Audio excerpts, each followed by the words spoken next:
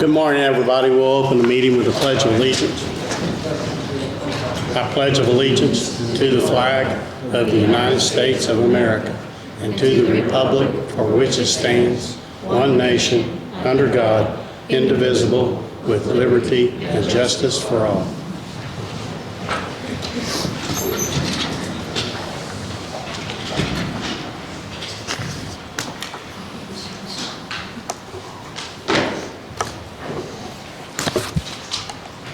You ready, Amy? I am. Good morning. Good morning. So what you have in front of you is the 2023 SHSP grant. It stands for the State Homeland Security Grant Program. It is a counterterrorism focused grant, and you guys gave me permission to apply for it back in April. I did so. I put in 2 project proposals for $150,000 each. We were awarded one of the proposals. There was $17 million requested statewide from various agencies, and only $4 million was awarded. So we got one of the projects, which was pretty cool.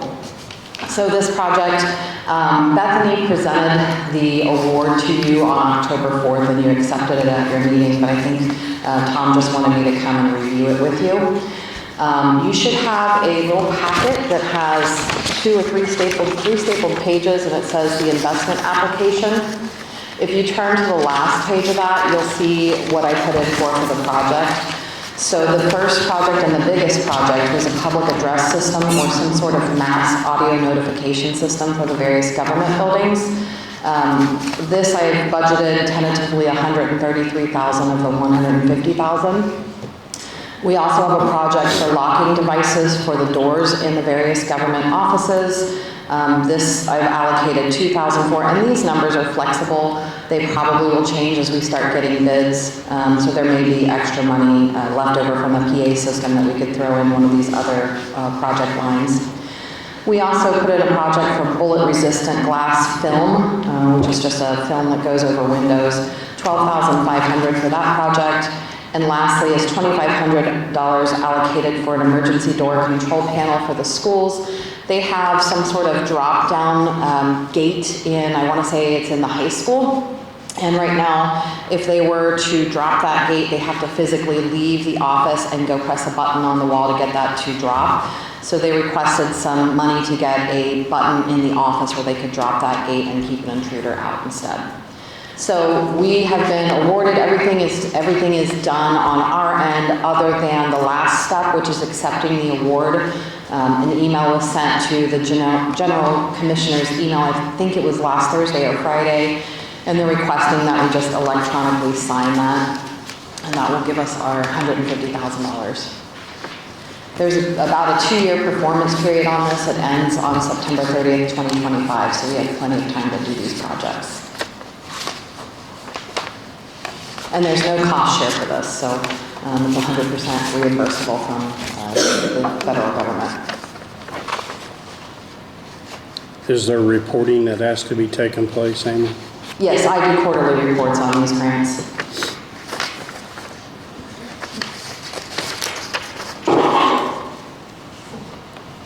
Does this cover both buildings? It can cover as many as we have money for, so I don't know exactly what kind of system we'll be looking at. I want to put a team together to give us some ideas and talk through what we need. So we have up to $133,000 for this, so if it only costs $10,000 to outfit a building, then I guess we can cover a lot more buildings.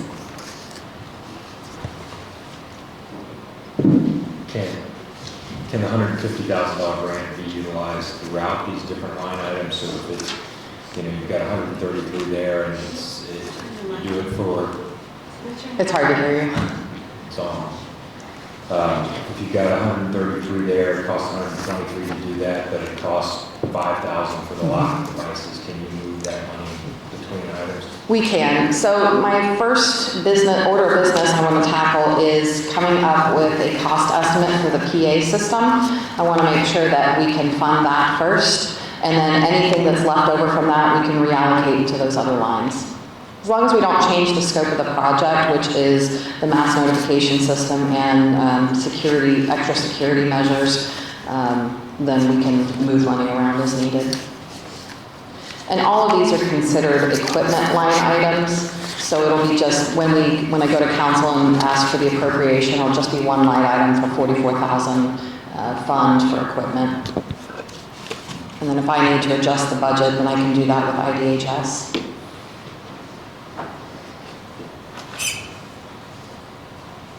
Any other questions for Amy?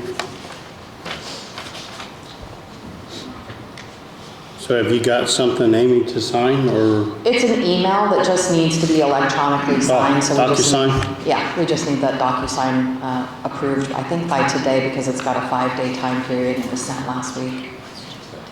I'd make a motion that we have Tom electronically sign the application for the 2023 State Homeland Security Program investment application. I'll second it. All in favor? Thank you, guys. Thanks,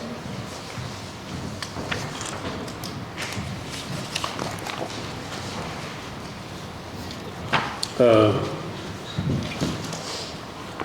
Brent from Ritter Strategic Services.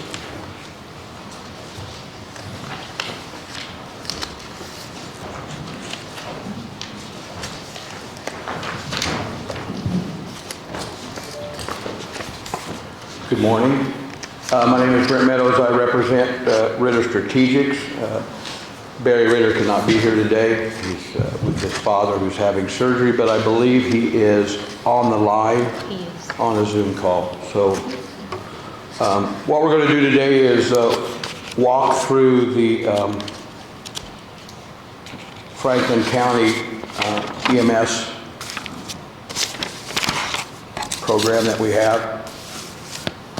I'm going to kind of give you an overview of how the project started and where we're at today with our recommendation. In August of 2023, Ritter Strategic Services was hired to come in and look at the current EMS structure of Franklin County and to put together a plan resulting in an RFP, which is a request for proposal of organizations who would like to provide ambulance service in the county. One of the first things we did was establish a working group consisting of local officials, public safety representatives, and a citizen to assist with the project. And together with the information that we collected, we are meeting here today to provide you with that information. On November 1st, 2023, Commissioners published a specification for emergency medical ambulance service for Franklin County. The specifications were developed from input of existing EMS providers, public safety officials, and other elected officials in accordance with industry standards, best practices, and the Indiana Department of Homeland Security Commission rules. The specifications require 2 full-time ambulances staffed at the advanced life support, which is what we call the high level or paramedic certification, or at the basic life support, which is EMT or advanced EMT, with a strategic plan to meet the paramedic services level within the term of the contract. The Commissioner's priority through the RFP was to provide the best pre-hospital care available while being fiscally responsible. Currently, the county is covered by an organization providing EMT, emergency medical technician, or an advanced EMT certified level.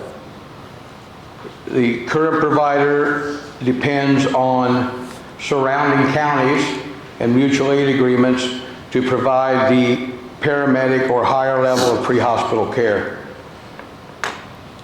The specifications that were approved by the Commissioners gave 2 options. Option 1 was a basic life support or lower level certification, or an advanced life support or a higher level paramedic certification. The working group members, as outlined in your letter, were John Heis, the Commissioner, and if I get the name wrong, I apologize. Jeff Koch, Council, Greg Mehlbauer, the Mayor, Major, Sheriff's Office, Jon Hundley, Emergency Communications, and Bethany Luers, who is the citizen.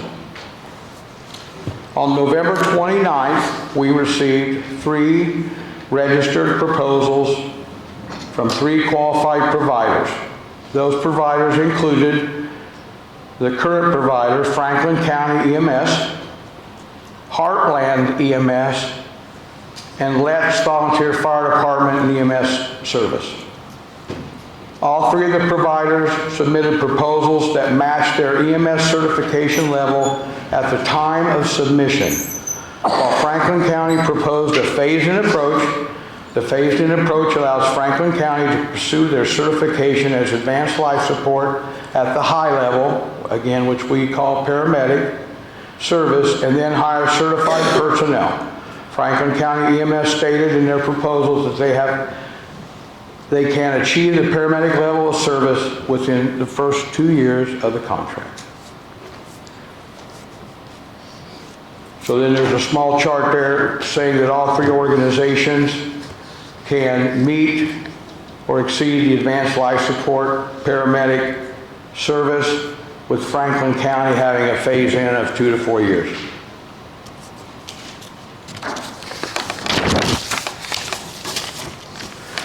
So I'm now going to go over the 3 proposals at a high level. Franklin County EMS currently has a contract that's existing now that says for the first 6 months, which would be from January of 2024 to the end of June 2024, that they would receive $349,998 at the lower level, transitioning to a paramedic service. Their second option was to, again, create a paramedic service with paramedic providers within the first 2 years of the contract. From July 1 of 2024 to July 30th of 2025, their bid proposal for a paramedic service was $1,532,750, $1,532,750. From July 1 of 2025 to June 30th of 2026, their bid proposal was $1,594,060. If they moved on to the paramedic, after that 2 years of bringing paramedics on board, their bid would be $1,932,000. From July of 2026 to June of 2027, at their basic level, it was $1.657,822 million, and with paramedics, it was $2,009,280.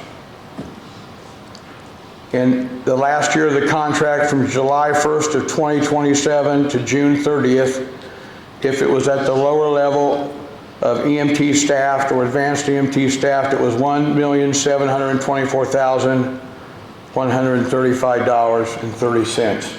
At the ALS level, their bid would be $2,089,651.20, which made their total amount to provide paramedic service over the years of the contract $7,913,679.20.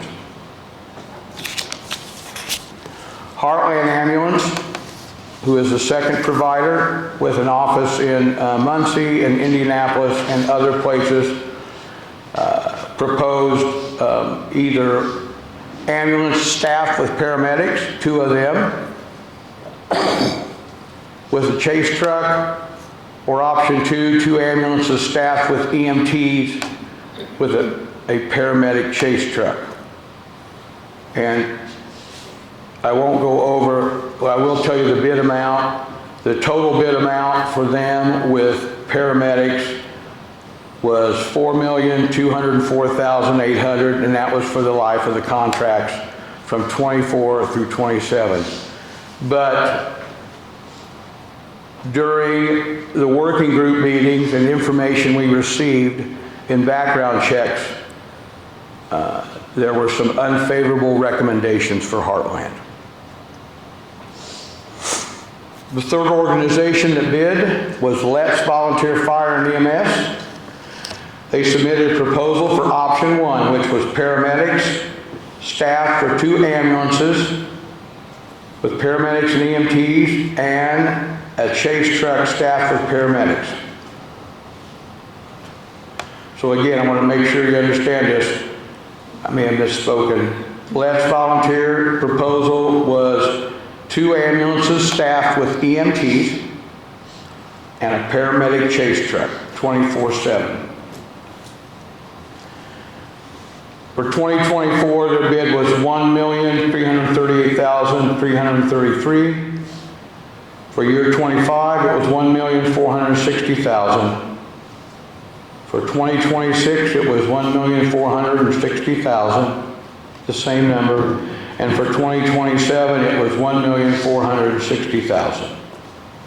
So their total to provide paramedic service for the county for 24 through 27 was $5,718,333. On December 5th, we went down to started and conducted interviews with Franklin County EMS, Heartland EMS, and Let's EMS. The purpose of the interviews was to let each provider give us their comprehensive overview in their own words. The working group members also focused questions on each one of the organizations, talking about things like chase trucks, number of ambulances, where they were going to be located, and this gave the working group an opportunity to really examine what the proposal was, as well as each organization brought ambulances and equipment that they use here to this facility, and it gave the working group time to go down and look at the equipment and ask additional questions.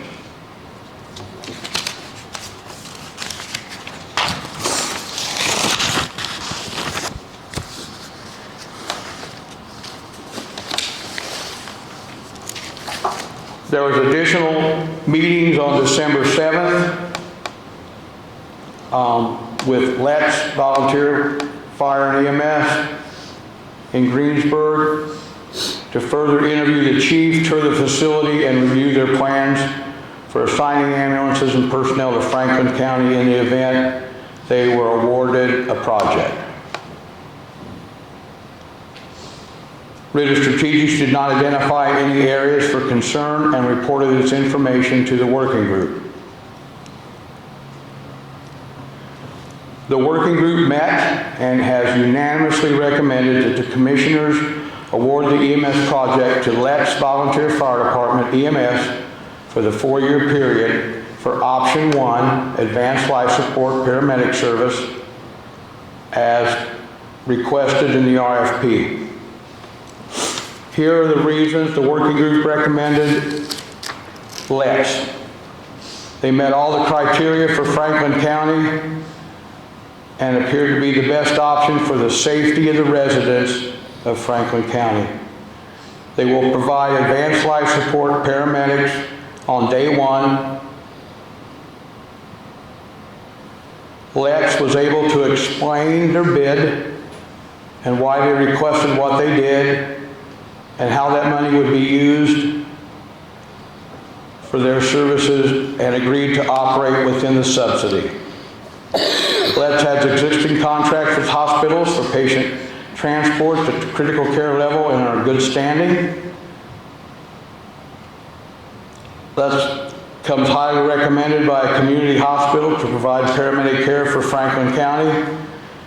They appear to have a very comprehensive plan to staff 2 full-time ambulances and a paramedic staff chase truck 24/7 for the citizens of Franklin County.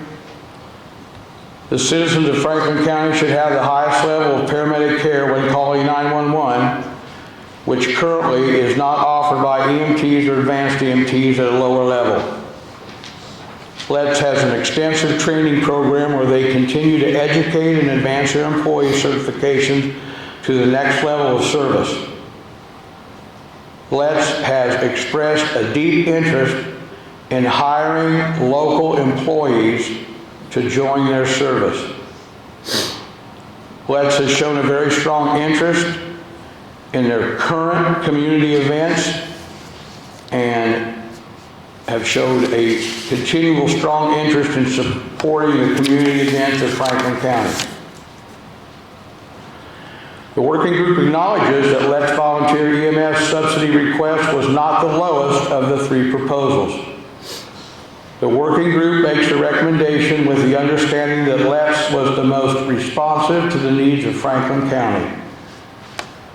Upon the Commissioner's awarding of this project to LETS, Ritter Strategic is prepared to work with your legal counsel to begin contract negotiations. And that is the end of the report. Is there any questions?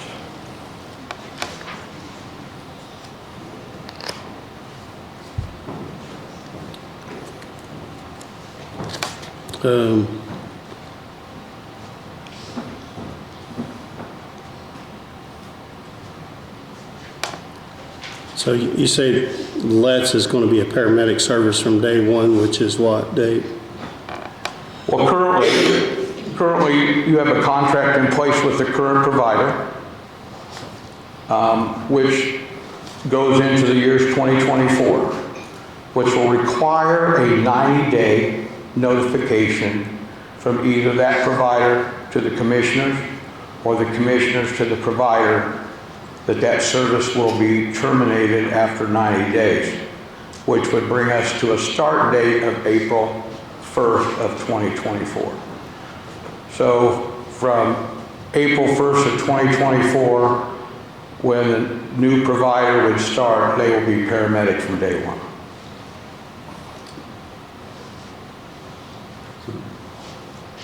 Brent, originally, I think LETS's proposal said that they would be available to start in February, but their proposal, and correct me if I'm wrong, included some dollars for training that was not actually required by the RFP.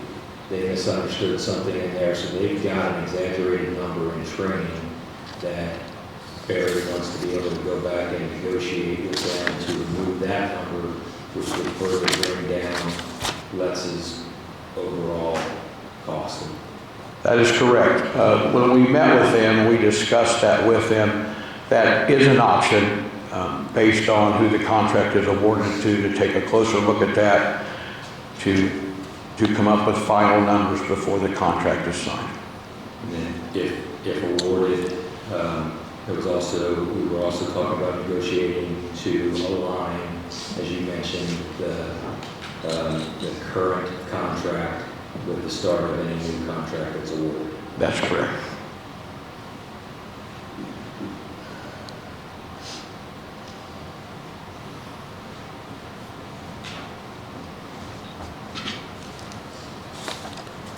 I don't know, I just have a couple questions more, Mr.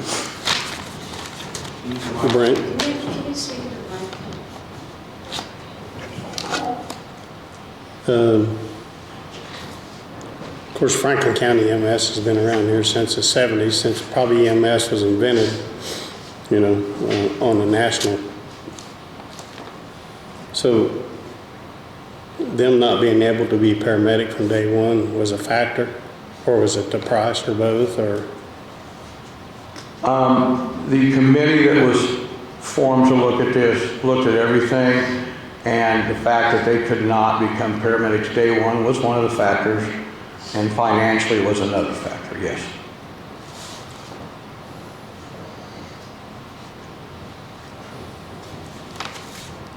Bill, those numbers are pretty, what you had in mind as pretty written in stone? You're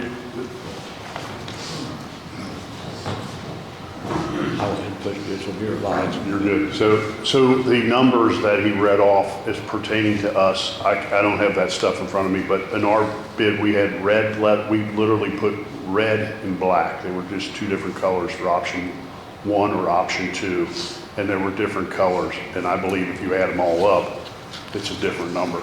But I didn't bring that with me, or I don't have that application with me. But that was our situation. And so we did intend on bringing paramedics in as quick as we could hire them. And so it was just a matter of we have to go out and shop for them. The other candidates very well may just have them in place. So, but yeah, that was our intentions. But I do believe the numbers are not correct. I will say that. But the numbers, if I tell you I've got 2 paid units, or I've got 2 units in service 24/7 with a chase truck with a paramedic or an ALS until I get all my paramedics in play, then, and that's 24/7. So it's day 1, you've got ALS and or a paramedic guaranteed. And that's one of the reasons we said we wouldn't get this, we could get this thing started right away, or we gave ourselves till June or July to actually get it started because we wanted to hire those paramedics. So we don't know if we can hire them all tomorrow, if we're going to hire them all in 3 months. So that was our point. But I will say the numbers I do, our 1.535, we added 4% to that number. And then we added 4% to that number, and then we added 4% to that number. And the number that he threw out there that was 1.9 was a different option for us. Yeah, 1.9 is the ALS high level. It would be, paramedic. if it's in my application, it's a different color. But it would have been in a different color. I don't know. Yeah. Mr. Chairman? Go ahead. Go ahead, Barry. Yeah, this is Barry. I apologize for not being there, but referencing the numbers that Brent has reported to you, to the proposal submitted by Franklin County EMS, those numbers are true and accurate as proposed.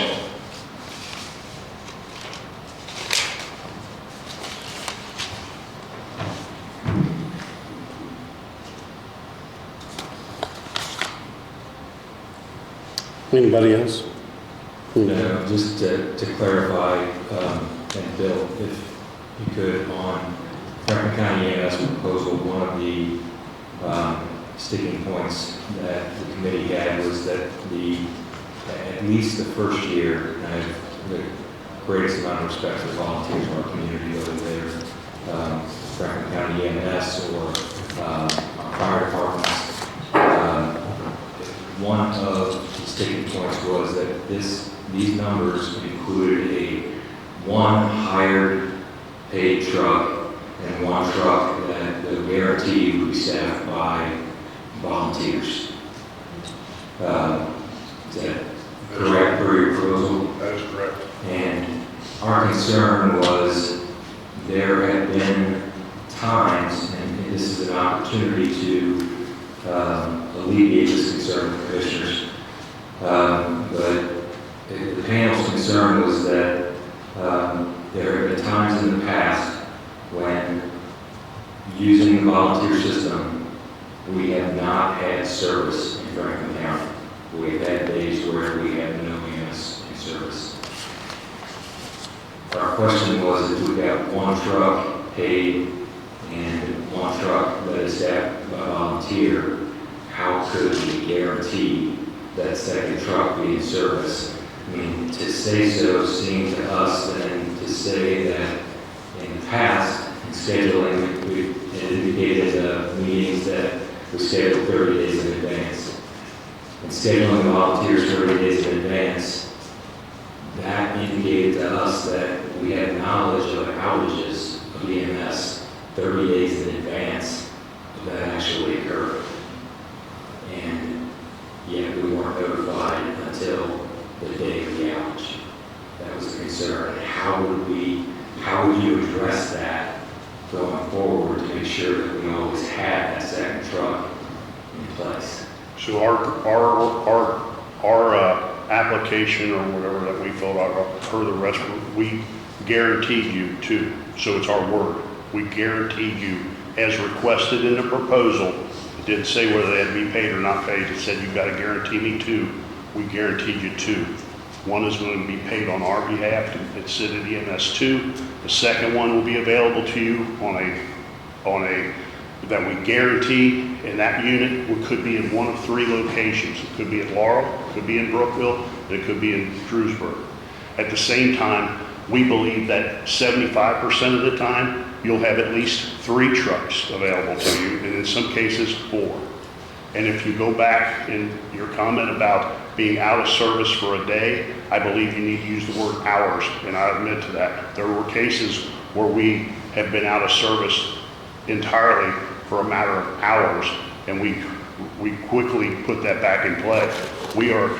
Our board is completely aware of the commitment that we're making, telling you 2 trucks, and we're committed to that 2 trucks. And what's interesting, I will say on our end, is I could go back in the last 10 days and tell you how many times you needed 3, and we had it covered. And we'll have it covered as the future with 3. And there could be cases in 4. Do I want to say a week from today? This is Wednesday, so it's not a week from today. I have 3 runs: Oxford Pike, 12th Street, New Trenton. As of right now, does anybody know how many trucks we got in service? 2? Currently have 2. In a lot of cases, we have 3. And that was just one of the advantages we brought to the table, but I'm not here to debate the decision. The committee was put in place to come up with that decision, and if the commissioners want to act on that, they can. If they want to table it, I guess that's an option for them too. So I can answer any questions. Let me know what I can do.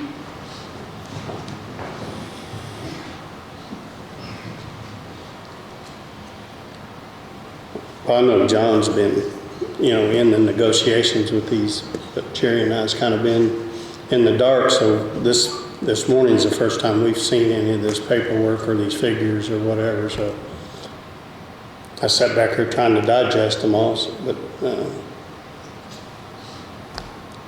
I don't know, it's a hard decision for me to make, so I'm so partial to Franklin County EMS. Because years ago I did volunteer on the EMS there, and my wife did too for like 13 years. But those are days, I guess, gone in the past, and people are requiring a higher level of service now, so I don't know. But there was a lot that was presented the way that this was laid out. It was we gave Barry time to put together the proposal that the committee made, and I will say there are some comments here from different committee members that Barry had asked for that are included in the report that's given to commissioners. I intentionally withheld any of my comments from the report, so none of these reflect my own opinion. Though the committee was in unanimous agreement about the recommendation, we did come to a unanimous agreement about the recommendation based on the proposals that were presented in front of us that day. I was mentioning this morning, I would totally understand if you guys wanted to take any time to look at this, and I think we have a meeting next week again. You would mention Tom, so if you can bring it to a vote today to approve, you can bring it to a vote. If you guys want to hold off on this, it does not verify with Barry. It would not affect our timeline at all if we were make a decision on this at the meeting on the 20th. I'm not motion moves to table until the next meeting. I'll second. That'll give us time to look over this and look at the notes from, or talk to the people that was on the committee and make the best decision possible for the residents of Franklin County. So one of the questions I had was, Bill pointed out that you had at times you might have 3 or 4 units available. And is that a possibility if Let's got the contract? The, We would have more than 2 units available or not? well, the RFP required 2 staff ambulances 24/7 and the option of a paramedic chase truck.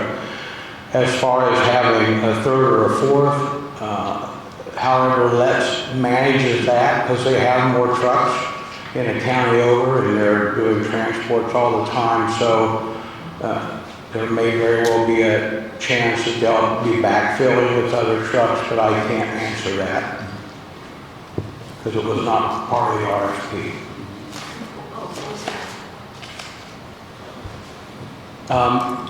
The chief is here from Let's. If you, could I defer that question to you, sir? Yeah, I'd be happy to answer it. Please, sir. Introduce yourself. Thanks. So my name is Matt Morrow, I'm the fire chief at Let's. Your question is, yes, we possibly could have more trucks. The way we're going to staff our trucks, 2 basic EMTs per truck and then a paramedic chase. So let's say there's a run in Laurel that requires a paramedic. So that paramedic would get on the truck, the EMT would come back in the chase vehicle. So we would have, possibly have a half a truck to respond, or, that EMT to respond to take care of a patient in the meantime. I also have an ambulance at Margaret Mary Health in Batesville, 24/7, 365. So there's always a possibility too of pulling that truck to help if needed. I mean, I think there's a lot of moving parts, to say, yes, I could have 4 trucks is probably not possible, but, there's always a possibility with the way we're going to staff our vehicles. So we'd always have 2 EMTs on each truck and then a paramedic chase. So you could divert the ambulance from Batesville Yeah, if they're not to Franklin busy. County? If they're not busy, yeah.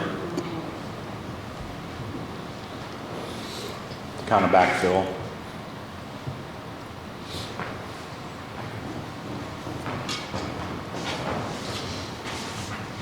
Any other questions? Mr. Chairman, this is Barry. Go ahead, Barry. Yeah, I would support commissioners taking this under advisement. And in addition, John, what I would ask is that the proposals that were submitted are still confidential in nature as part of the project. However, I would ask that we share the full proposals of all 3 providers with the other 2 commissioners to give them the opportunity to read the entire proposal and not just the report that was submitted. I would appreciate that. I'd like to read it. We might have to lean on you for a copy of that, Barry. I believe I've already shredded mine. I'll look back, but I believe I shredded this proposal when we finished. I'll ask the committee to deliver their copies to the commissioner's office. Thank you. I have a copy also, Barry. If you could leave yours, that'd be great.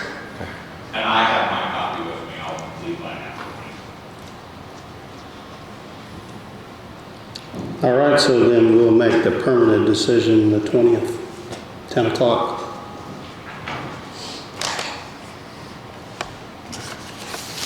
Thank you very much. Thanks.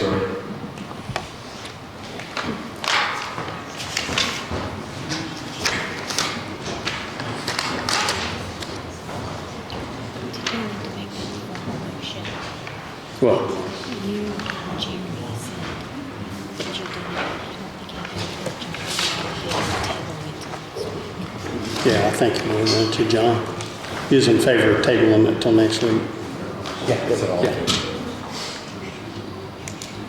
Okay, Mr. Pete Cates. I just want to mention to you, those 2 that left is on our second run as we speak. That's where I say this 3rd run is of great importance.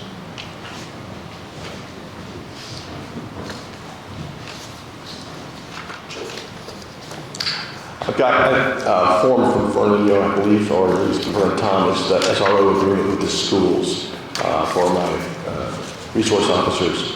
I've signed it.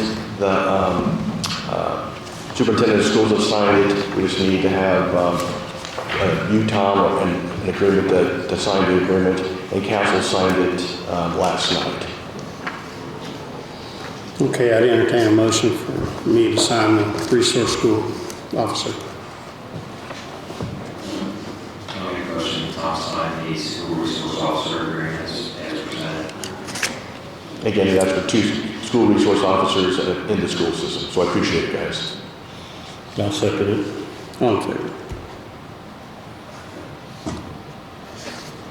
Thank you very much.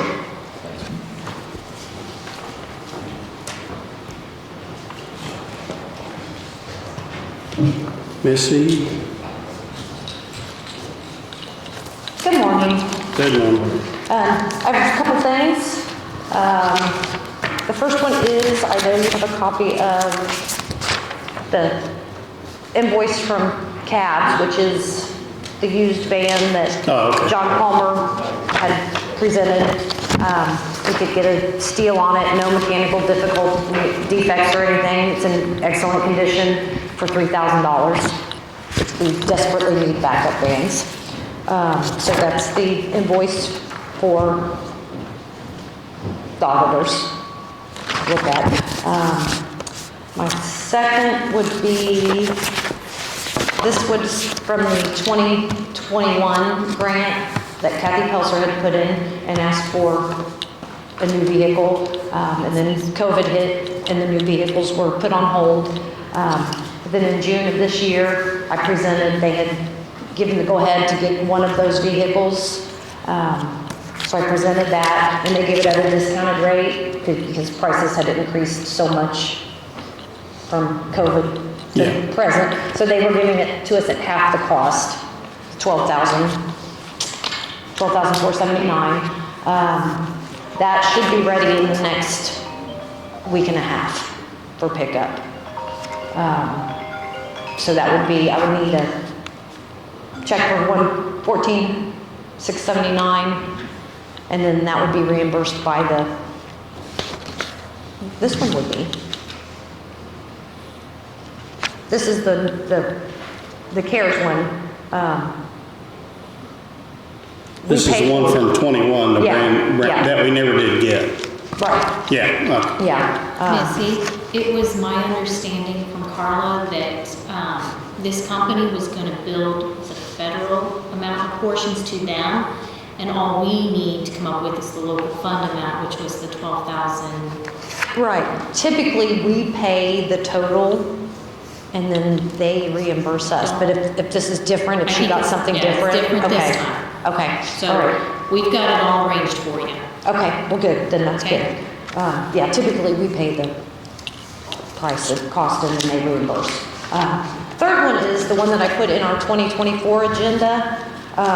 We had a vehicle that was totaled at the end of 2021, or I'm sorry, 2022. We got an insurance check for $21,000 in February of this year. And then NDOT just sent out a letter, I just deposited it into the bank, it's just sitting there. Hasn't been touched or anything. They have now deemed that any insurance policies that are received from federal vehicles that are totaled goes towards the purchase of a new vehicle. So I have that in our 2024 grant.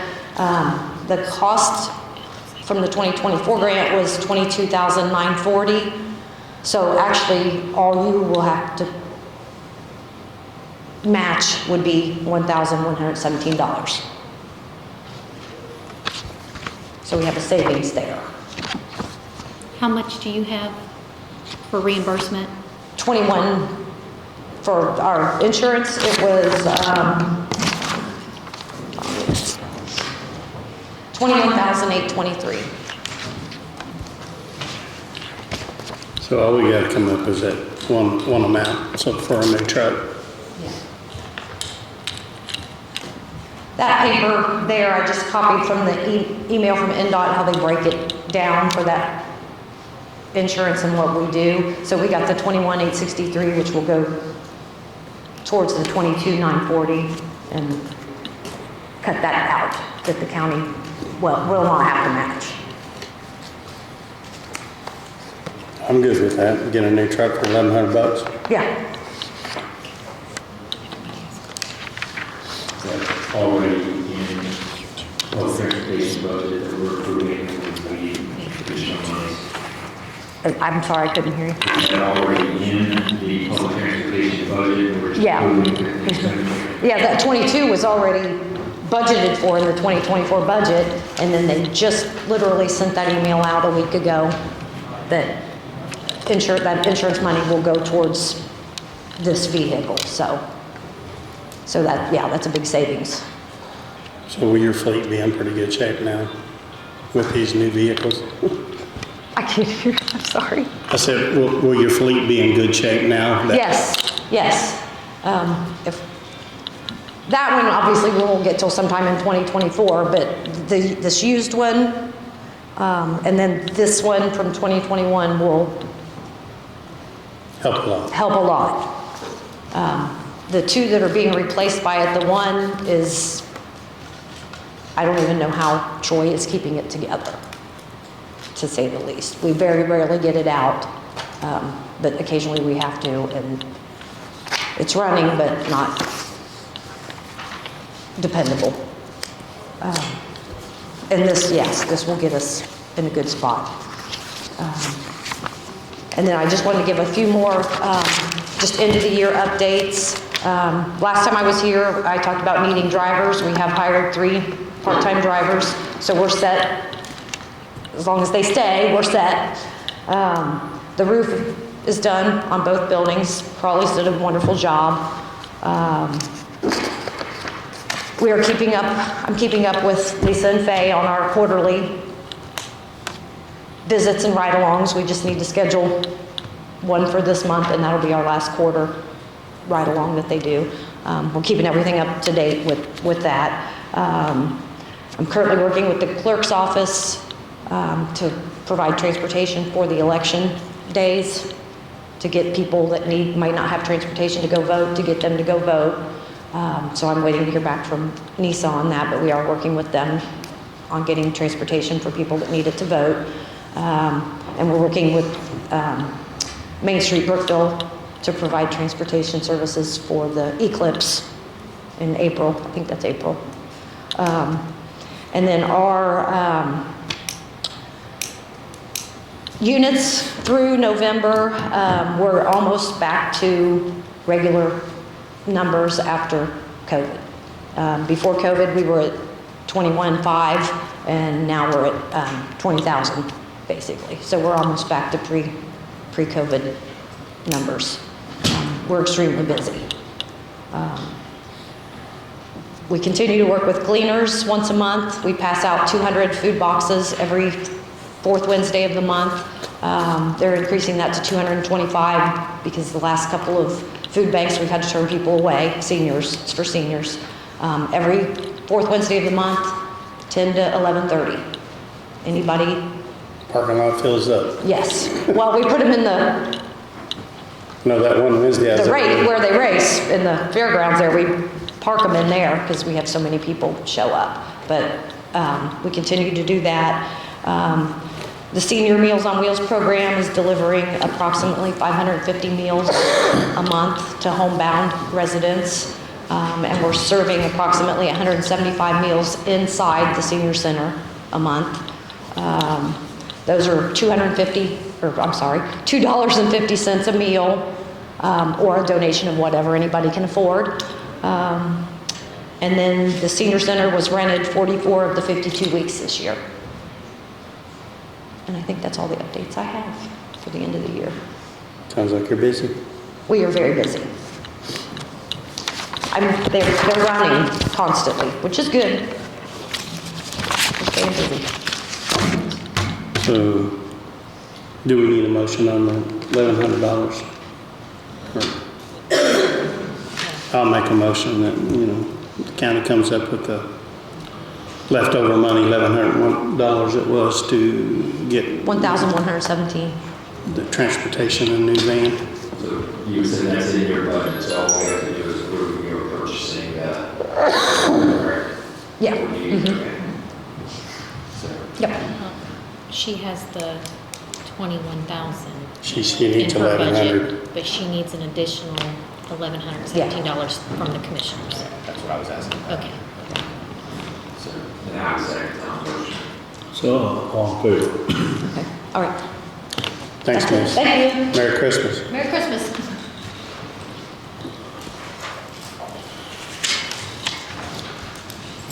Caitlin, do you need us to get you so you can go back down? Okay.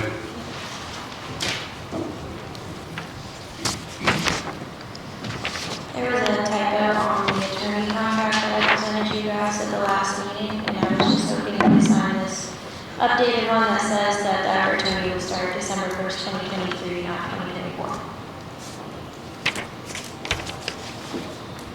2024. Yeah, it's just a typing error, right? Yes.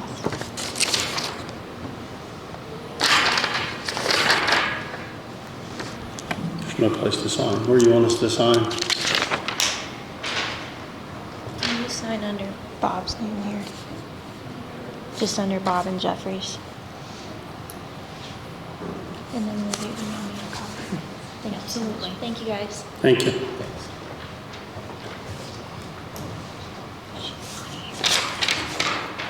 No. She needs to be on the agenda. She's not here. Okay, we'll go to number 6, unsafe building code ordinance. We've had an unsafe building code ordinance, but it wasn't exactly friendly to use and to try to figure out. So Grant has worked on us another, or an updated or revised ordinance for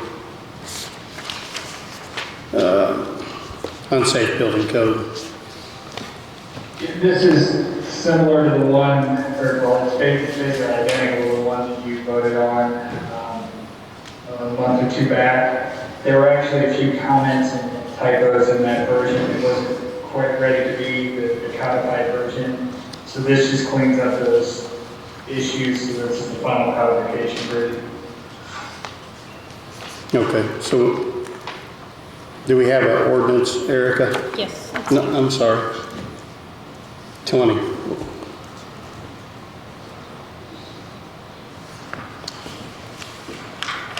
So I'll make a motion we adopt ordinance 2023-20 that Grant has cleaned up the Franklin County, Indiana unsafe building and unsafe premises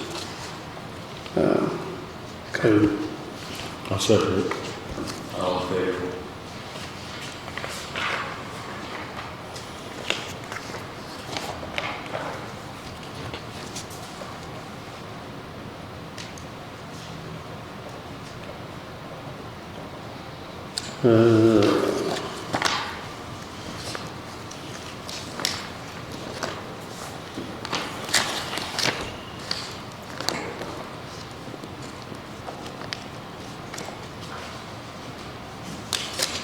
Next thing on our agenda is a contract addendum with Franklin County EMS. It's an addendum to pay them $50,000 per month for September, October, November, and December of '23.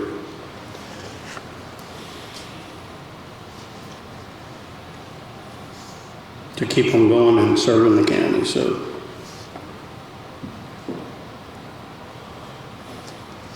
What is today's date? 13th? So it'll be the 13th day of December 23 between Franklin County Emergency Medical Services and the Board of Commissioners of Franklin County.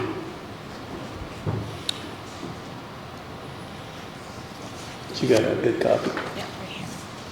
So I'll make a motion that we sign this addendum with Franklin County EMS for the additional monies for 23. I'll second it. All in favor?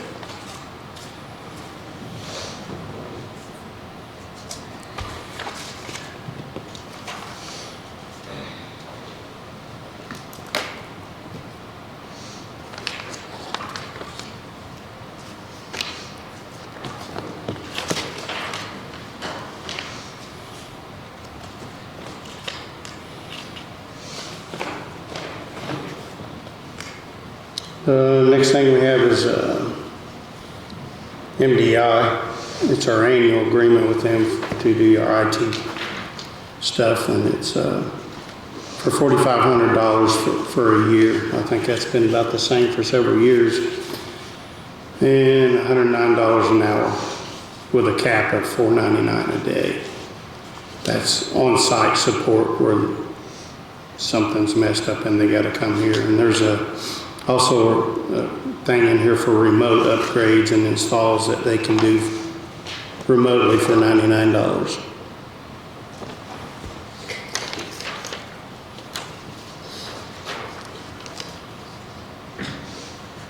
So I'll make a motion to renew the network and systems support agreement. Second.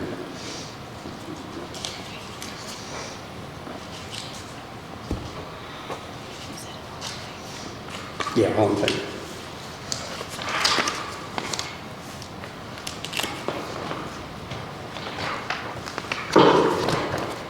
Okay, we need to discuss the stormwater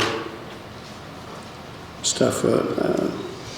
We looked at last meeting that Purdue has put out to make 92 counties all statewide consistent with these stormwater proposals that are going. I know a lot of counties around have upgraded theirs to this. So I'd like to have a discussion with what you guys want to see. So I can chime in first, back what was going on there. I went through it, and there were some things that were required for the larger communities that had the specific stormwater system in place. And then I guess it was MS4 is what it's called. And then there are other areas where it was not required for you to do it if you didn't have an MS4, but they encouraged it. So those are the sections that are kind of highlighted in green and what was presented to you. And going through that again, it looks like those are more specific water quality controls and not water quantity controls. If that makes sense, the baseline is sort of controlling the quantity as far as the quantity of runoff. And those green sections are if you want to get into anything specific on water quality. You don't have to do that. Any of those sections, I think you can kind of pick and choose if there are any specific things you do want to deal with or don't want to deal with. But that's one decision, high level, that I wanted some input on. And then the other one, we can talk about in more detail, is kind of going through and, the process of when these come in, as far as what body these go to initially, who collects the documents, who does the initial triage, what board they're going to for review, and then there's an appeal step beyond that review board. That'd be the next thing we need to get into. So I don't know if you guys want to discuss those one at a time or what you want to do. But to me, the MS4 is more like for the cities that already have a sewer system like Brookville or Laurel or incorporated towns. I just soon leave that to them, me personally. And I took out, if it said that it was, the sections that said that it was just MS4 and required from MS4, I took out. These are just the things that they still recommended even if you weren't MS4, but you didn't have to do.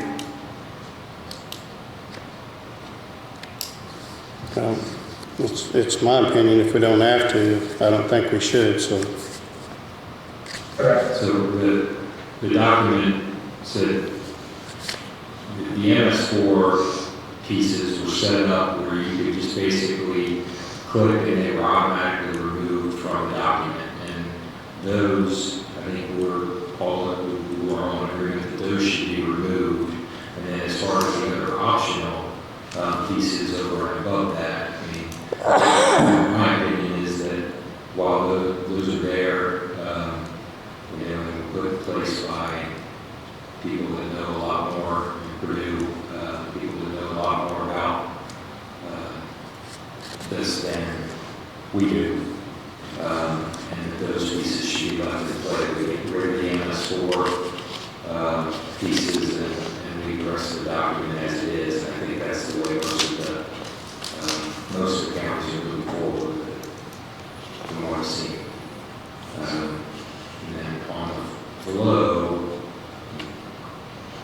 I think the original application, as it is today, should go to his question is where do we start with the APC, because there are some things that would not be required to come before the drainage board. It could immediately be approved there, and then if it is required to go to drainage board, they could point them in this direction. Is that correct? Yeah, they could. I think it's kind of up to us how we want it to go, though. I mean, go to us in the surveyor's office to make sure that it's necessary, and then go to the APC for their guidance of what they want to do with it. I agree with that. The one thing I might not be questioning the right thing there, but I was, first part of it there that I read that was in green was about the quality of the runoff or the quantity. I mean, I think we're more involved with the quantity in the health department would be involved with the quality of it. Does that make sense? Or? Yeah, we're more like soil erosion control. Yeah. But to me, the first person that should look at it besides us is the surveyor, because that's his expertise. Yeah. So if it don't even meet those requirements, we're wasting APC's time when it. I don't mean the committee, which is the director, so the applicant would go to that office initially. Oh, okay. And then the APC director would point them, would give them next steps. And there are some things that could be, some applications could be immediately approved in that office without needing to take further steps, correct? Yeah, that's true. Yeah. She can on certain things. She can approve it by herself without even going to the APC. But I understand what you're saying now, so okay. Yeah, that's what I'm saying. That's on that flow chart. He was looking for directions as far as fill in the blanks there. You can start with the APC director, and then I lost the page, but and then she would point them in the direction of whether they need to go to review, drainage board, surveyor, what their next steps are. Then we can start with. So I think, I'm assuming, the drainage board normally runs through the surveyor as far as getting that call. So probably that's the next step that there needs to be. It needs to come in front of the drainage board. And they can send a copy to the commissioner's office when they do that, just so you're aware of it. And then it would be set before the drainage board. It needs to be done with the public decision. It needs to be reviewed by the drainage board.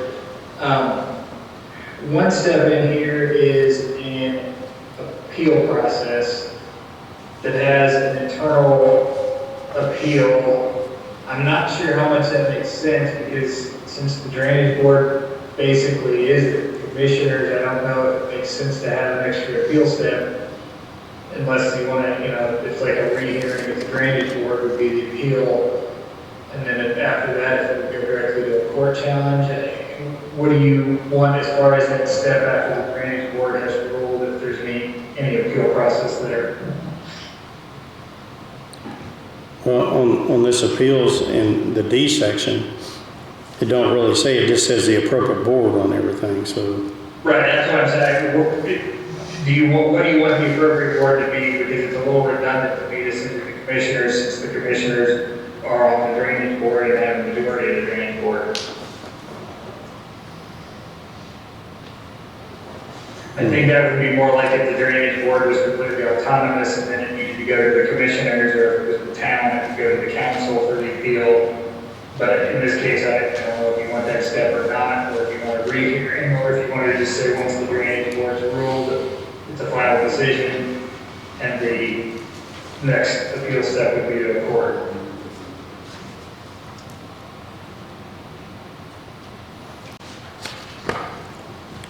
I almost think that, if it's done went through us and it's been turned down, there's no need in appealing to us. I think the next action would be court. Save time. Okay. Hey, Greg. Excuse me, Greg, this is Rob. I have a question regarding the appeal process.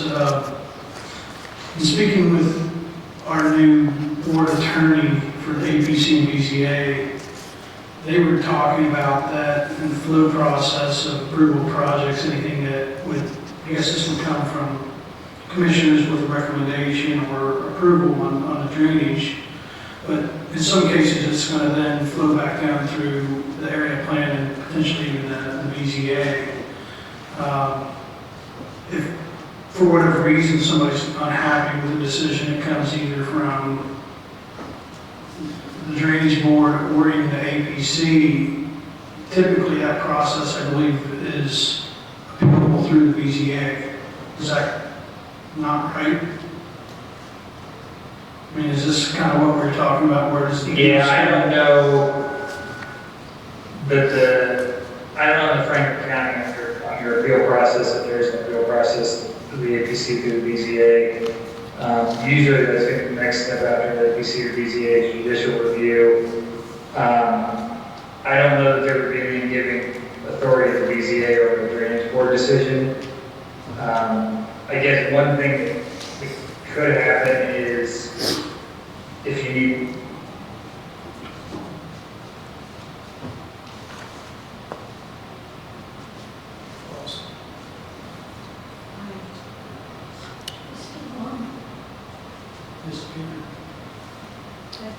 It looks like you're still on. see what he thinks on the BZA has any authority over that. I don't know where they were. Thrown off for quite some time, that grant. Yep. Can you hear me now? Yeah. Okay. Yeah, And he's gone. We can't hear you, Grant. Is it on our end or his? He's on. That might be his internet. my word. There you If are. it goes to the APC later, it won't get messed up. Still in it? Yeah, we're here. We missed you for about 2 or 3 minutes there. Yeah, I'll talk to Jeff about the appeal. I don't think it goes to the BCA. I would rather, if it's already been turned down by the drainage board, the surveyor and the APC, I don't see any need of running it back through them again. I think it's just, that, to me, the next step should be their legal ways. But, because if it has to go for another month, then back through all the channels again, and we find the same information, we're going to come to the same results. So it might be better to let the courts decide. But I'll talk to the APC's new attorney about that, so make sure we're on the same page. All right.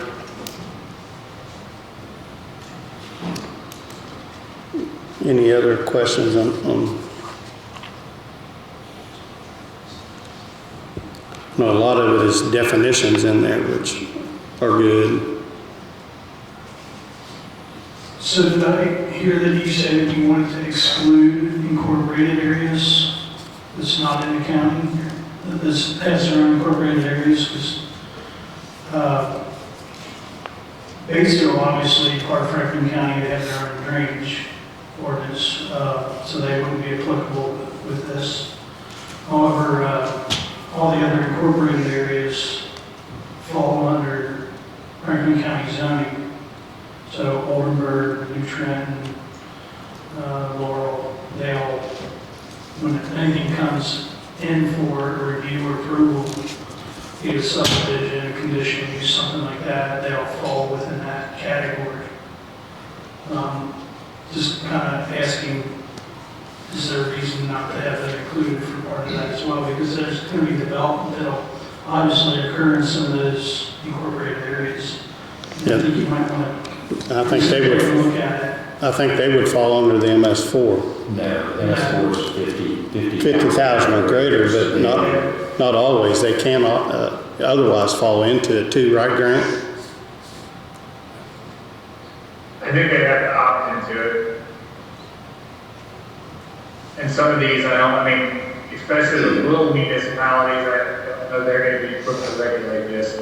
There's no requirement by the state or IDEM for incorporated areas to go into a MS4 unless they hit the population base of 50,000 or greater.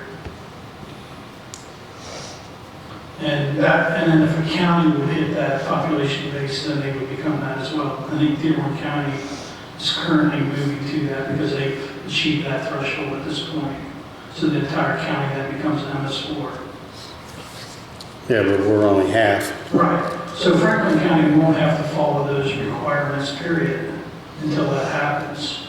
But any smaller incorporated areas, such as the areas you're talking about, it's not a mandatory thing because they're incorporated. It's just because I think Grant alluded to that they could opt in if they want to, but I wouldn't see the reason why they would want to do that because it's a lot more requirements for doing stormwater management. Just to kind of explain that part of it.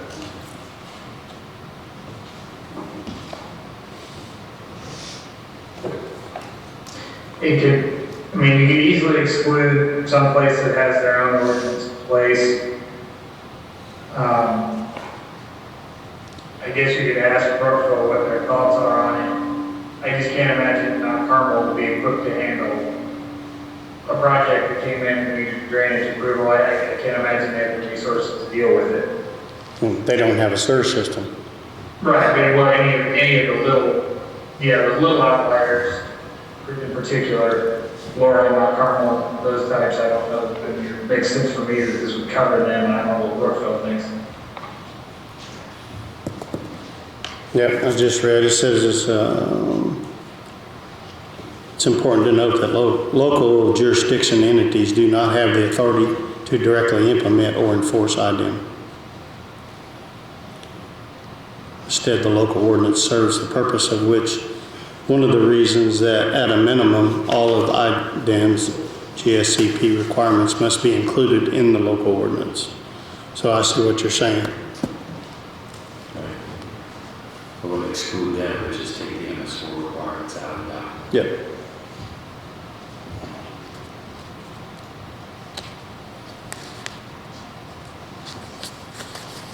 You good with that, Brian? So what, I guess as it comes to those big highlighted sections, do you mean I'm leaving them in or taking them out? I guess section 2, section 4, and section 5 deal with quality. Am I leaving them in or taking them out? I would only exclude those items that are automatically excluded by the MS4, by the MS4 selection. And anything else, I think stays. So in other words, you would be opting to monitor quality as well as quantity. By leaving in 2, 4, and 5, basically, there's nothing doing without you to monitor quality as well as quantity. Which you can do, I just need to make sure everybody's clear. Greg, sometimes when they're speaking of stormwater quality, they're talking, and I haven't studied the code thoroughly yet, but a lot of times when it comes to quality, they're speaking of sediment control, erosion, things of that nature. So when you're dealing with stormwater management, quantity, and things like that, I think what IDEM was trying to do with the CSGP process, they're trying to wrap quality and management all into one document.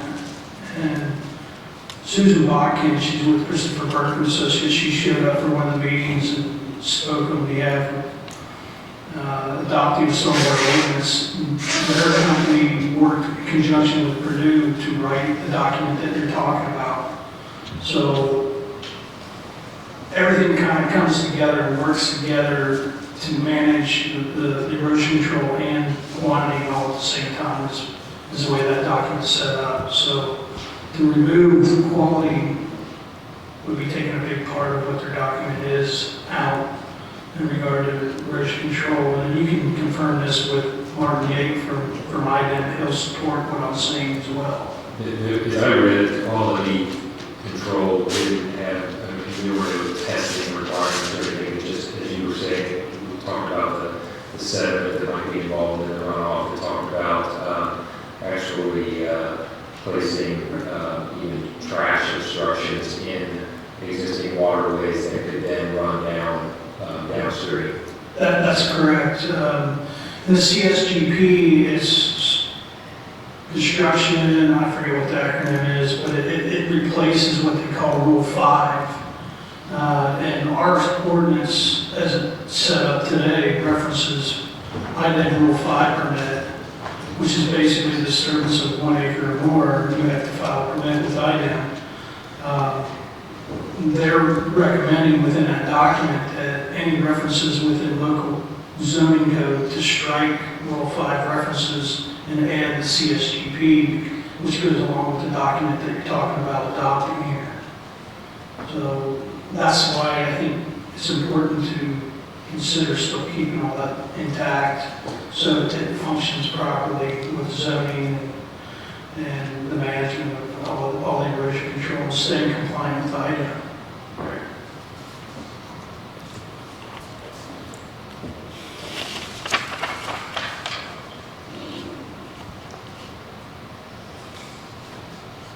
How does it work, Rob, then, if I have 5 acres and I want to clear it, it's full of brush and stuff? Do I just need a permit to move dirt then, after Rule 5? If you're breaking the surface and removing root balls, yes, you will have to have a permit, a CSGP permit to do that. Now, if you cut down the trees and you don't remove root balls and you just bush hog the ground, or use an ambusher or something like that to mulch the undergrowth, that's not considered a situation where you have to get a permit for that. Because I know there was a lot of people that, and it was new for me too, there was people that were doing that, and I talked to people at IDEM and they said, oh yes, you have to do that if you're moving the root balls and disturbing the ground. As soon as you break the ground, that's when that permit's needed, if it's over an acre. So that's how the loggers are getting away with it when they're almost clear cutting. They're not taking any root balls out, so they don't have to have erosion control. I think they know what they're doing when it comes to that.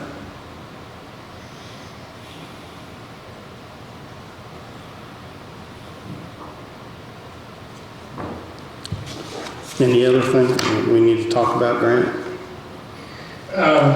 There's a few smaller things that I may just kind of ask you individually and some input, like the amount of fines and things like that, as I get a little more finalized version.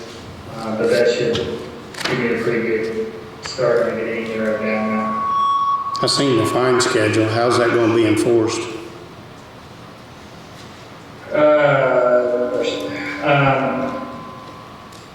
I'm assuming it's going to have to be enforced with some of the same mechanisms out of, I'm guessing out of the APC office, that they're in the building office, that they send those through.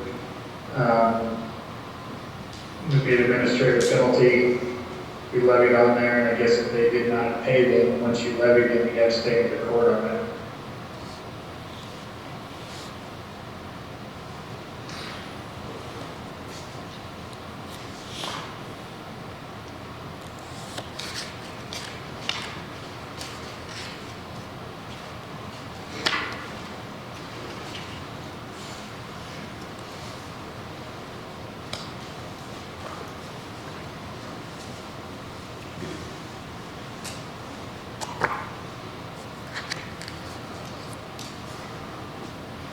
So it needs a final version. So, I'm sorry. are you ready to do a final version?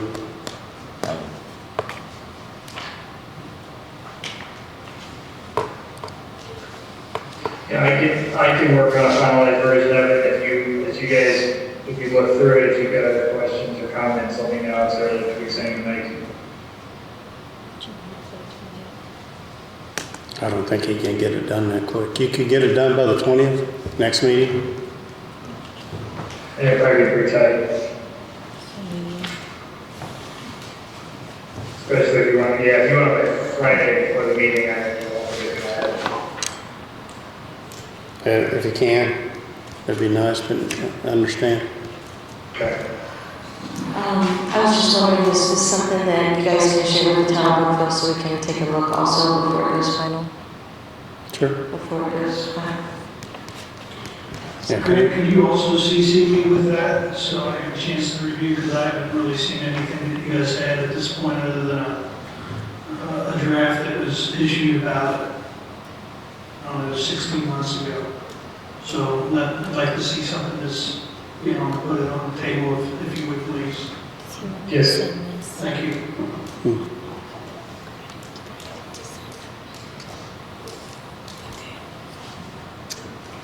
Okay, don't leave, Grant.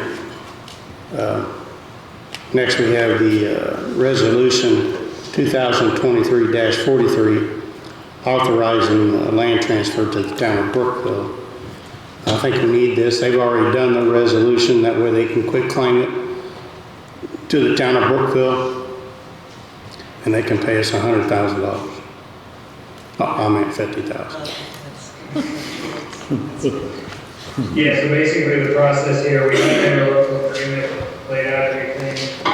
Final step is basically adopting identical resolutions on the two sides. Like you said, the town's adopted theirs, you adopt yours. And once that's done, then it would be whatever the town needs to issue a check, and you execute the deed and send it over to them.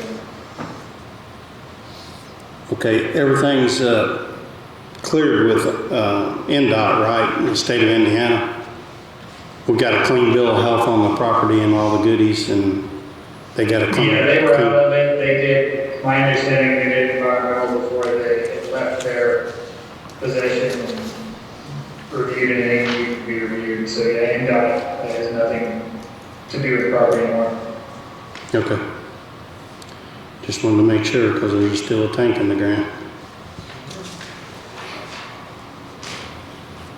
I don't know who's going to be responsible if it's contaminated, because we got a thing from them that it's environmentally safe. So I'll make a motion that we sign this resolution to transfer the land to the town of Brookville. It's the old NDOT building with the salt dome and stuff down there. Second. All in favor?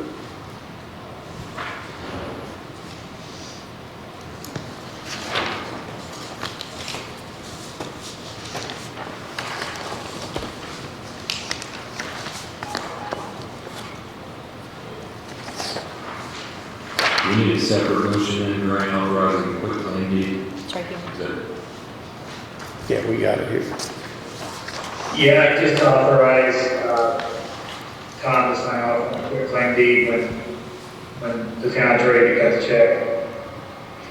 I don't know if the town needs an invoice or anything, or if they're just able to do that. You need an invoice, Bridget? Or is it good enough in this resolution? I'm not sure. I'll ask Gina.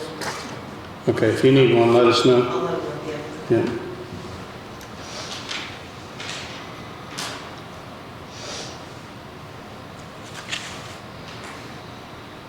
So we doing this quick claim deed, or we wait until payment?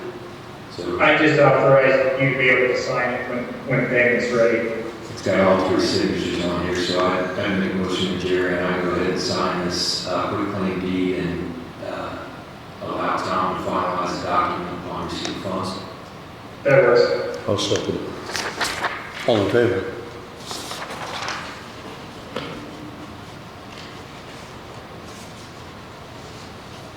We're gonna try to do that before the first, right? First of the year. Yes, we meet Monday, so Oh, okay.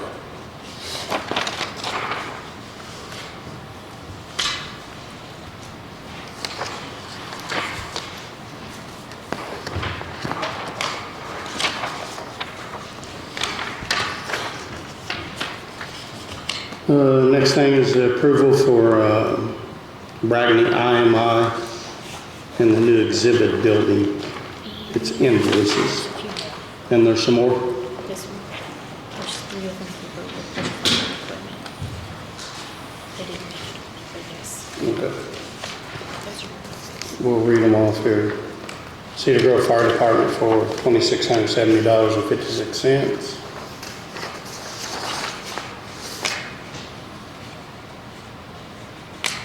Cedar Grove Fire Department for $3549.19. And Cedar Grove Fire Department for $260.32. Bragany for $19,600. And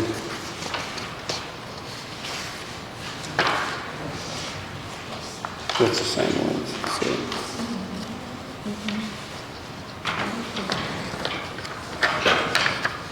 Should be another one here somewhere. There it is. I'm $4,557.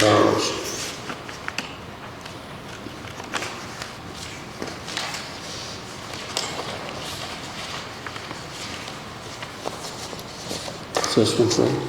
This is for the new exhibit building.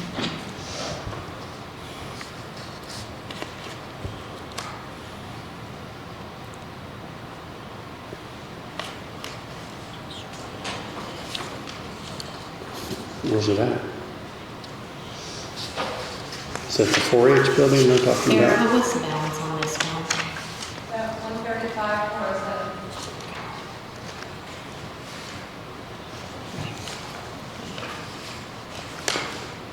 That's the balance? That's the current amount too. Okay. And 135,407.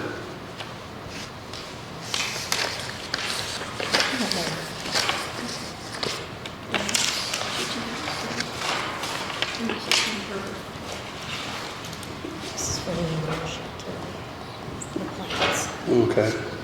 This is ARPA money too. It's to Jim Dunbar, who's the architect who drew the plans. $2,200. This is for DLZ to finish up. Okay, this for DLZ on our handicap stuff. It's the final invoice, I guess. Yes, last invoice. $2,650. And this one's from Amber. And this is for Kurt Amberger, his concrete. Also paid with ARPA money. Both of these are $17,939.95. We'll make a motion to approve all these ARPA claims to get them paid. I'll second. All in favor?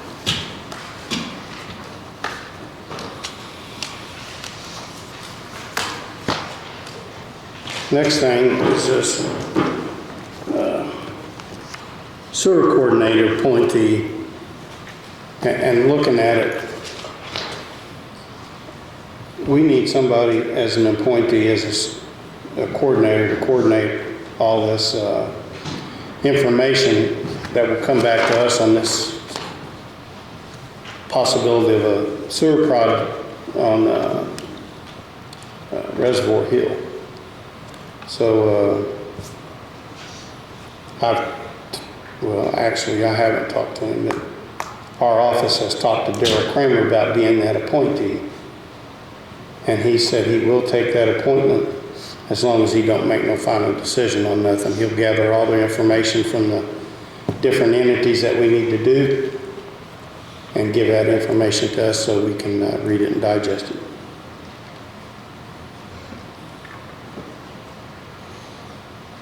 So I make a motion to nominate KRAMER for the sewer coordinator appointment.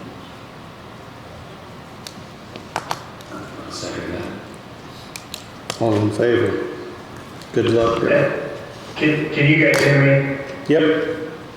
And just to clarify, so there's not public confusion, this is still going to run through the whole RFP process and do all that once we know that IEDC has approved the transfer of this.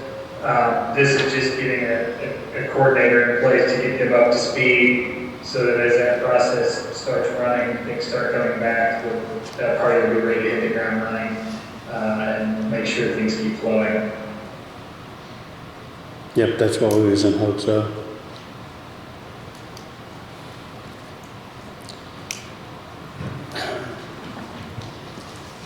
Do we know what the timeline might be for IEDC to approve that? I think that's a John or Bill question. I don't know. I will answer Tom that I would hope it would be in the next 10 days or less. There was some exchange of paperwork, I believe, on Monday to get the application switched from the town back over to the county. So it is moving forward. Okay. The clerk's monthly report.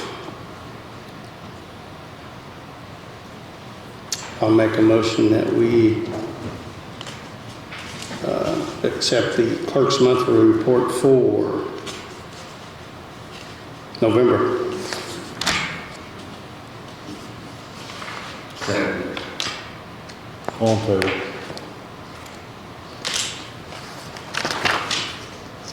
We have one from the treasurer. Oh. I mean, yeah, I may have done something else.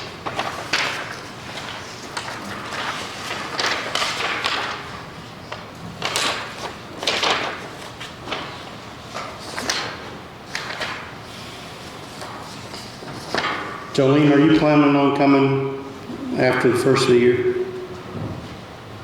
Yes. She Yeah, said- I'm scheduled to be there on the 10th of January. Okay.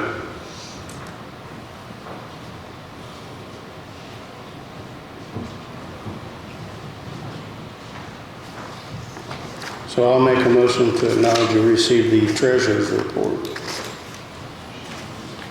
I'll second. All in favor?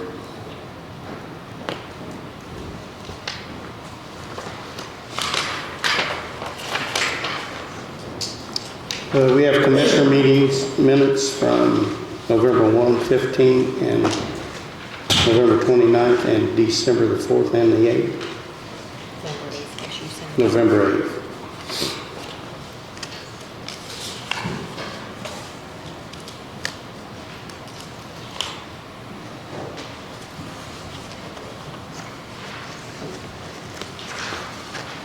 Does anybody have an additional or changes to the minutes of the commissioners meeting?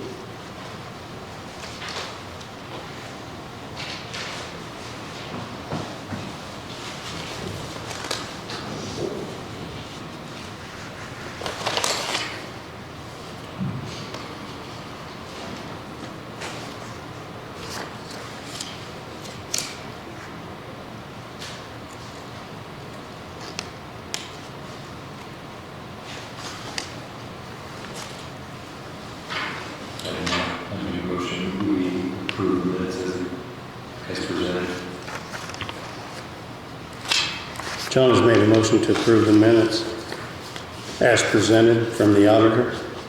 For all four meetings, or just All five. the 5 meetings? Correct. Yeah. I'll second the motion. All in favor?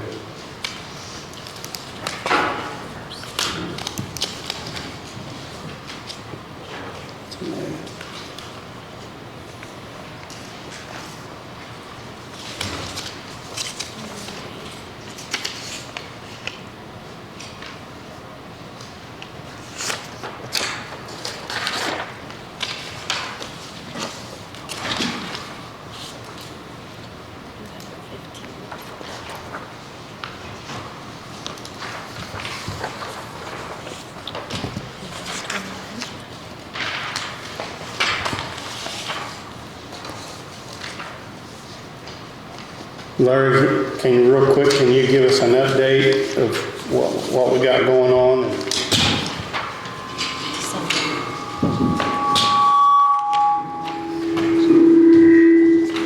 Maybe somehow this mic's messed up.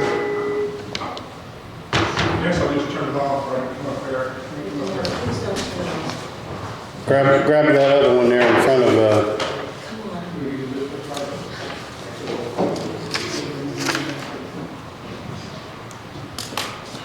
How's that? That's better. Currently, we have a block road structure that the contractor is building for us. It's a steel bridge on concrete abutments. Got the west footing in and forming the west wall. Hopefully have it finished by that wall by the end of this week. For the next footing and wall next week. Tentatively, the schedule is for the superstructure to ship not this Friday, but next Friday. So that'll be, should work out pretty decent. Community crossing grant 2024 that we just got an update from the state. They are raising the maximum award to $1.5 million from $1 million. Need to have some discussion, not necessarily today, but whether or not we want to increase the amount that we try to put in for to get or not. Our contribution on $1 million was around $330,000 at 75/25, and at $1.5 million we need even $500,000. So we have to come up with another $170,000 roughly. Wait for the $1.5 million. can we do that, Brian? Absolutely. Okay. We want all we can get from it. Okay. That's our gas tax money. We've been discussing putting in for some highways, some roads out in District 3. They're currently, the district has got the least amount of asphalt projects. And it's going to be slightly over $1 million, I think. I don't think it'll be $1.5 million, so we'll look into getting some additional road mileage in that.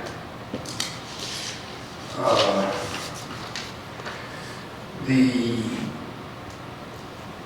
money we got for replacing Fords, $500,000 this year. I have a project out on Bethany Road. It's a 3-sided concrete box. We kind of waited on putting it in until, first we waited until the asphalt was done, then we put a couple of structures in on Pocket Road. South Pocket Road. Anyway, everything timelines got backed up. Just recently realized that our equipment's not big enough to pick these boxes up. So I would like to possibly contract the installation out. The funds will run out unless they're encumbered. They'll run out at the end of this year.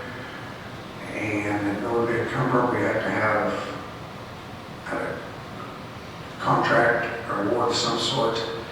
I do have a quote from Olco to install them. It's $31,286.28.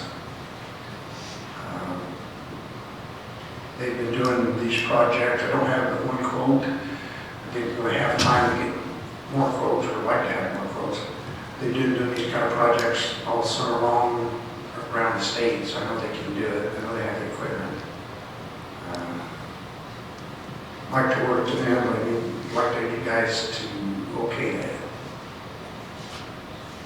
Larry, I got a question. What's the date on that invoice, on that quote that you got in front of you? December 7th.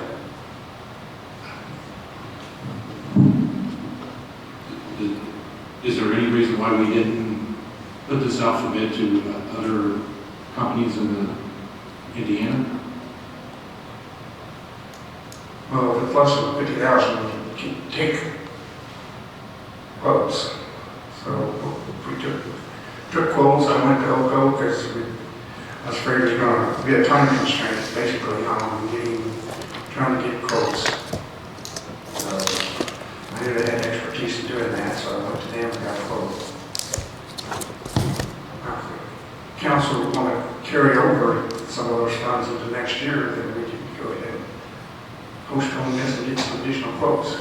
I don't see any reason why these funds cannot be carried over if they're earmarked for 2025. We've had these since the beginning of the year. You got to have an invoice, don't you, Erica, to encumber it? Well, if they encumber it into their budget, we can just earmark it for next year, correct? Okay. If they wouldn't, okay. But if they don't, and it rolls over to county general, we could just say, okay, now we want to give this money additional. We just have to reappropriate. Okay. So if you think the council will reappropriate, then that's fine. We can go ahead. I don't see a reason why they wouldn't, but I want to vote, and I'm a big fan of the more quotes we can get, the better off. On the additional monies, Larry, you said that would be a little less, or a little more than 1 million. Is there a small project that we can do to make up the 400,000 or whatever it might be? Yeah, we can come up with some mileage. Is there a small structure we can do that's not very big for that amount? Where's Ritter Creek going to fall? I'd have to check on small structures. I know you can include small structure replacement in a overall project. Like if you were painting a road and you wanted to replace a structure within that project, I think you can do that. But I don't know if they'll actually fund the small structure replacement. They might. I'll try to help them pull up to what they will and won't do. Would there be a way to just do a section of Ritter Creek that include that bridge? We're going to have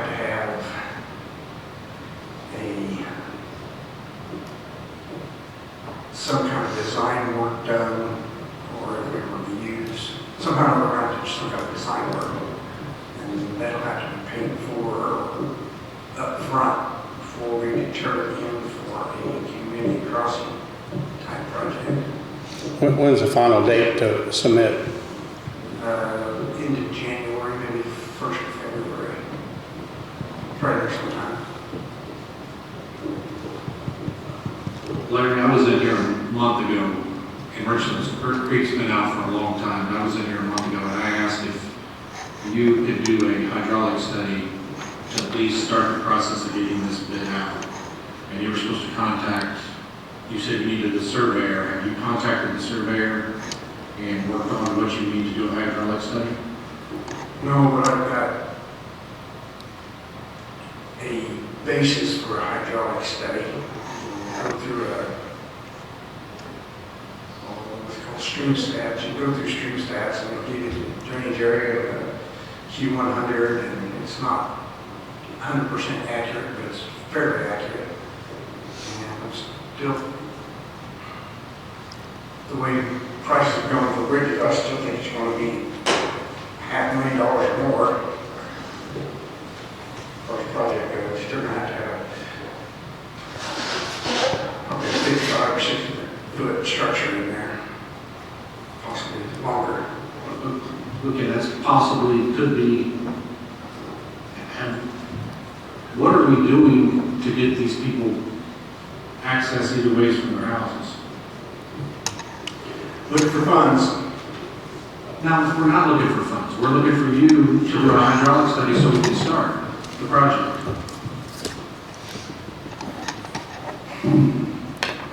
We can discuss this at another time, try to get these projects underway. So, Justin, you have anything for us from the highway? Nope. Good job. Yeah, it's in there. If there be nothing else, I'll make a motion to adjourn. All in favor?